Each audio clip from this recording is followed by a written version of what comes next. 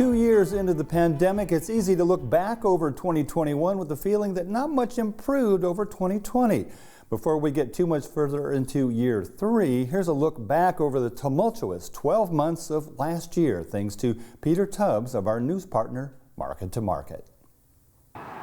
While the political year opened with the chaos of an insurrection and attempted coup, the COVID-19 pandemic cast a long shadow over the nation's politics and economy. Preserve, protect, and defend. Preserve, protect, and defend. The Constitution of the United States. The Constitution of the United States. So help you God. So help me God. Congratulations, Mr. President. On January 20th, former Vice President Joe Biden of Delaware was sworn in as the 46th President of the United States. One of his first executive orders withdrew the permit for the Keystone XL pipeline, which would have added capacity to pipelines delivering Canadian and U.S. crude to distribution points in the Gulf of Mexico. Environmental groups had argued that the pipeline crossed environmentally sensitive areas and wasn't needed in a petroleum market that has struggled with overproduction. President Biden also issued orders ending new construction of the Mexican border wall, a focal point of the Trump administration. The rollout of the COVID-19 vaccine, which began in December of 2020, accelerated in the spring of 2021. But vaccinations quickly became political. Just over 60% of Americans have received 2 doses of a vaccine. An economy that rapidly slowed when the pandemic struck in 2020 reopened in fits and starts. Workers whose jobs disappeared in 2020 were cautious to return to the workforce for both economic and medical reasons. Employers struggled to coerce staff back into the labor market and resorted to raising wages to fill jobs.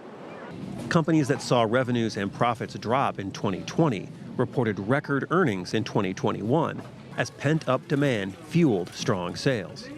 The high demand for everything from cars to cuts of beef drove inflation to levels unseen in 40 years. The cost of housing, used cars, and fuel led the spike. Oil prices doubled from pandemic lows, but without the production and shipping problems that plagued the rest of the economy.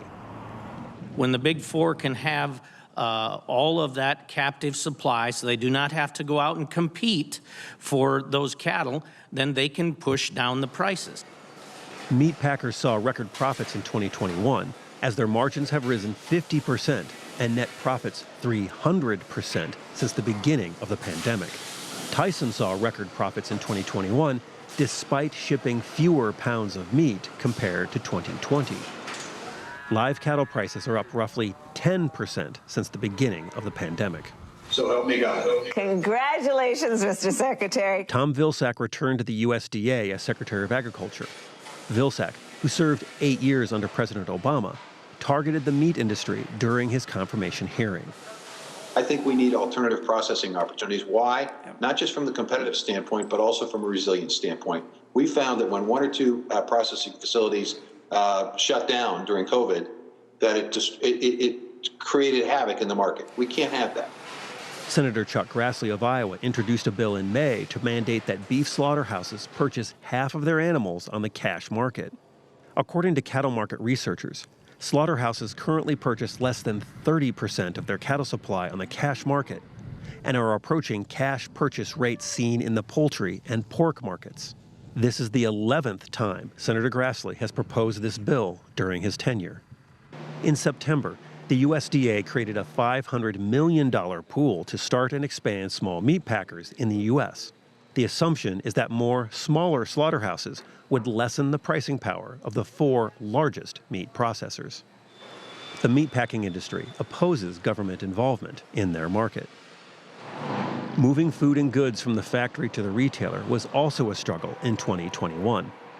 I believe our economist looks at the number of 80,000 short after the pandemic.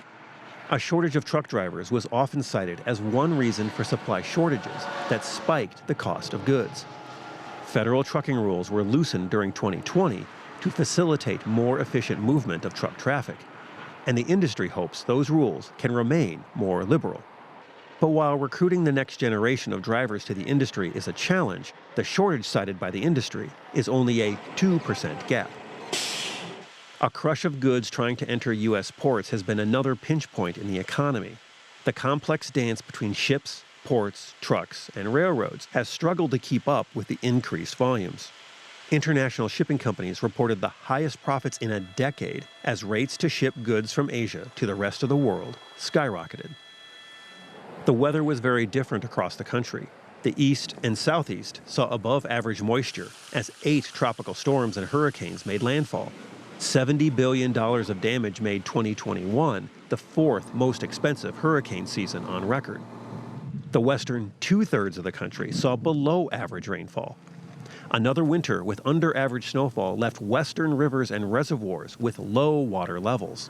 Grazing in the west became more difficult, while many ranchers reduced their herds as pasture quality declined. The long-term forecast holds difficult decisions for cattlemen. Drought conditions drove massive fires in the West throughout the year. 7.8 million acres burned in the United States, which is 5% above the 10-year average. Despite dry conditions through much of the corn and bean belt, the grain harvest was large. Both corn and soybeans delivered the second largest crops on record. The huge crops were met by high global demand, which supported high grain prices and strong local basis. Yet net farm profits were expected to decline compared to 2020 as multiple years of high government payments to commodity growers grew to a close. It was indeed a tumultuous year, 2021.